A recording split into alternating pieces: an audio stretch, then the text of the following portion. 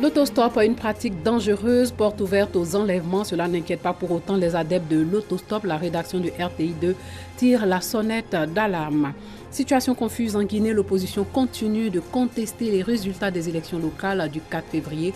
Au moins 4 morts lors des manifestations, de nouvelles manifestations de rue prévues la semaine prochaine à Conakry. Bonsoir et bienvenue dans le 19h. Les disparitions d'enfants sont monnaie courante depuis quelques mois déjà. Les enfants ne sont pas les seuls concernés, les adultes en sont aussi victimes. Et la situation crée la psychose. L'heure est à la sensibilisation. Aujourd'hui, la rédaction de RTI2 attire l'attention sur le danger que représente l'autostop dans ce reportage de Doigt des Lasers. Un véhicule avec à son bord un inconnu et lui demander d'effectuer avec lui le trajet d'un endroit à un autre. Ce phénomène, appelé autostop, a de l'ampleur en Côte d'Ivoire. À Abidjan, élèves et civils s'adonnent à cette pratique qui n'est pas sans conséquences. Il n'y a pas de véhicule pour faire les autostops.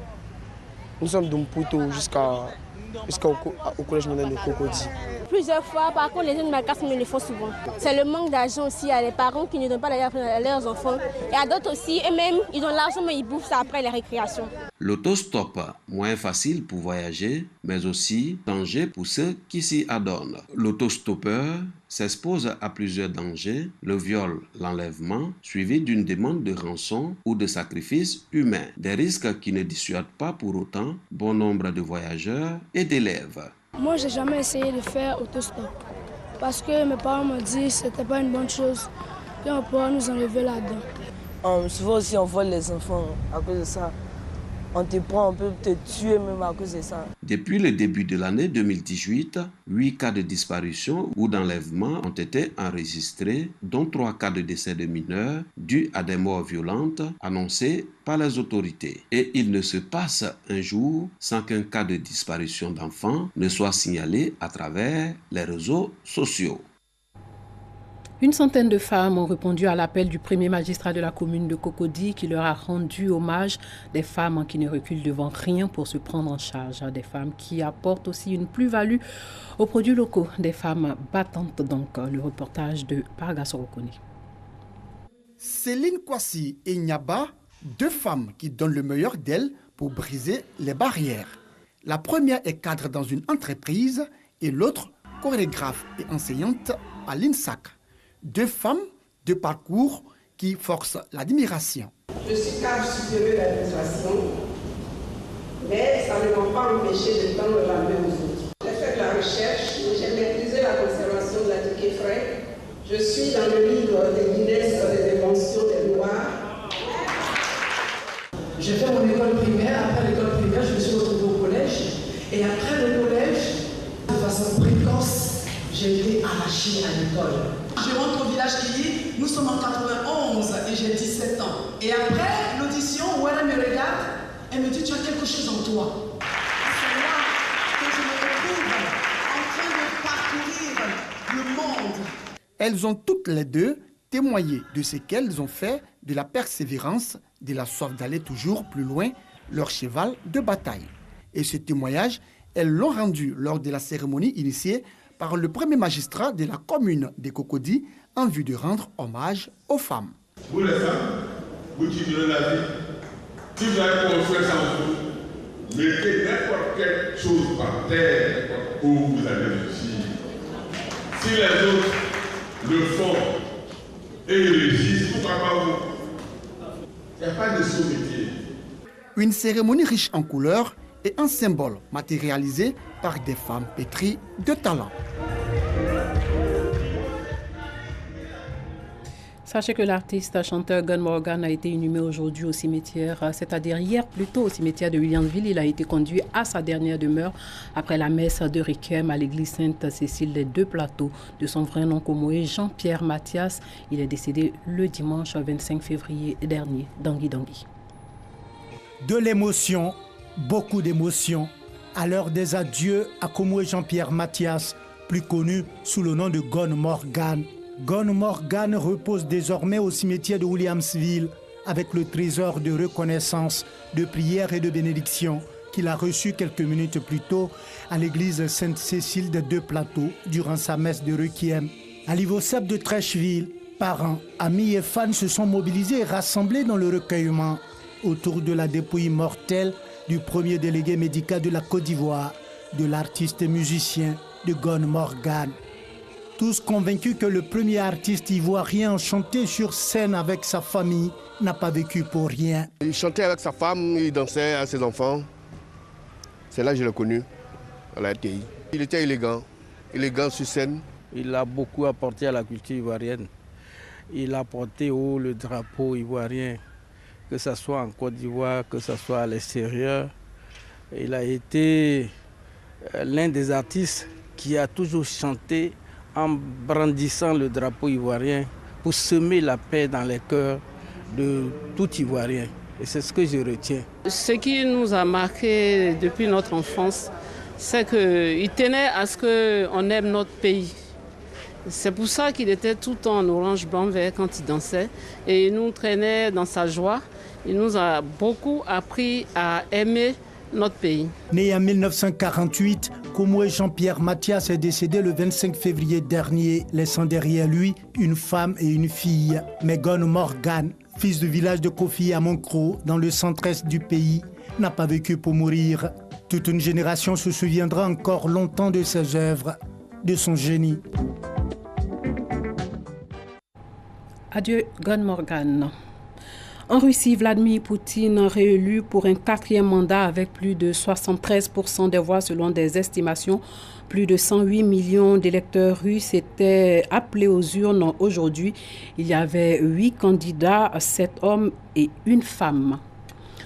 Où en sont les chrétiens avec la propagation de l'évangile en France? Dans un hôtel parisien, un pasteur anime une célébration devant les habitants de son quartier. Il y a implanté une église.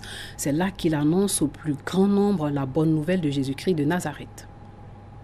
Alissa et son mari Riley reçoivent quelques amis dans leur appartement du 20e arrondissement de Paris. Au menu, soupe thaï, amuse-gueule à l'américaine et étude de la Bible. Riley et Harry sont des pasteurs protestants évangéliques. Ils ont implanté, il y a 1 an, une nouvelle communauté, l'église de la Plaine.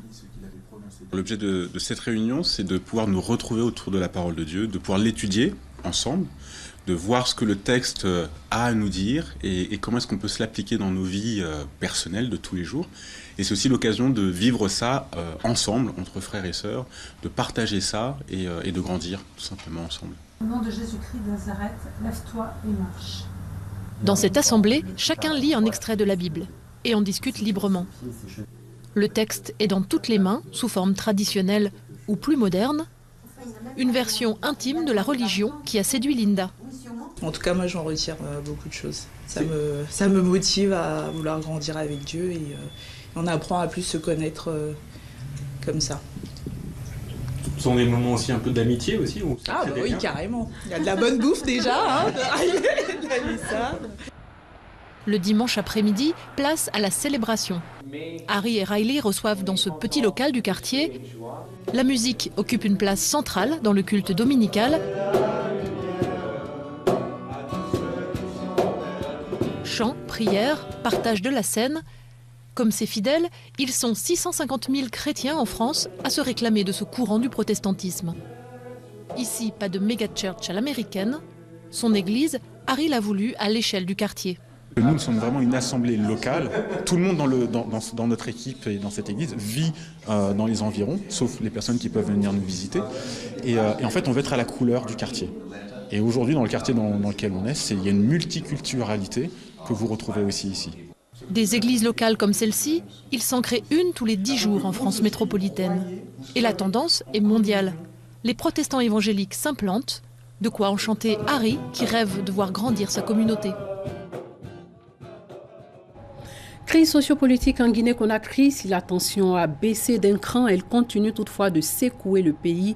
L'opposition avait appelé à une journée ville morte pour contester les résultats des élections locales du 4 février dernier. Côté social, grève des enseignants qui ont fini par avoir gain de cause, mais l'opposition ne démord pas.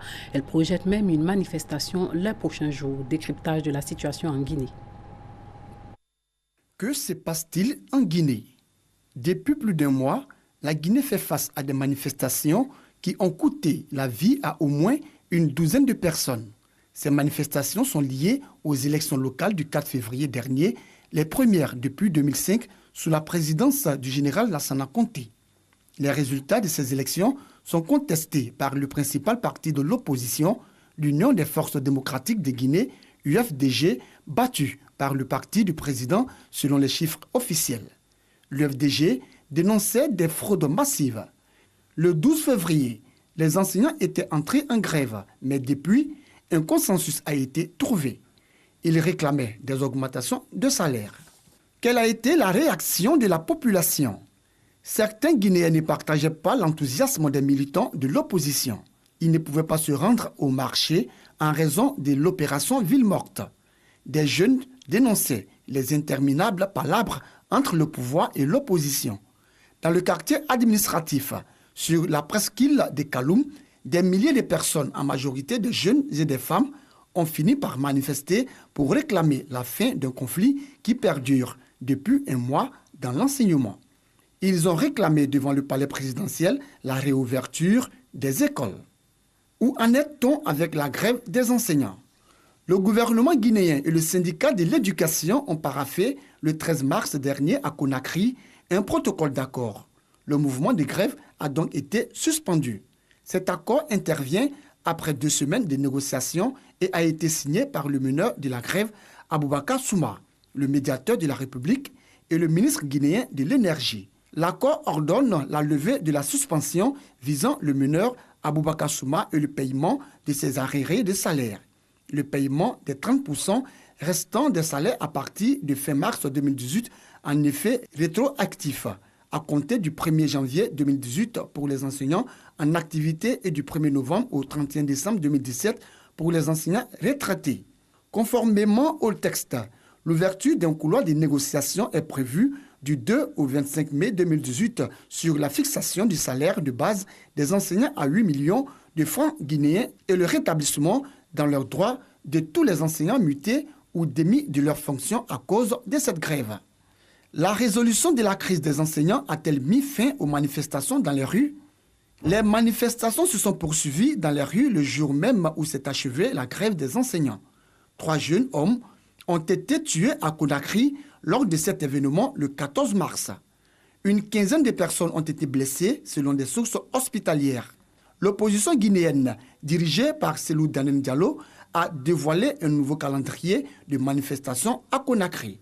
Et après, les opposants ne décolèrent pas contre les fraudes ayant entaché le scrutin communal du 4 février. Ils ont décidé d'organiser une manifestation de rue sur l'autoroute Fidel Castro le jeudi 22 mars 2018. Le lundi 19 mars, l'opposition annonce une journée de recueillement et d'enterrement des victimes tuées à Conakry en marge de la manifestation. Le 20 mars, Cellou Dalein Diallo et ses pairs décrètent une journée ville morte, tandis que le mercredi 21 mars, les femmes organiseront un sit-in à Kaloum pour dénoncer les cas d'assassinat lors des manifestations de rue. C'est tout pour ce soir. Merci de nous avoir suivis. Portez-vous bien.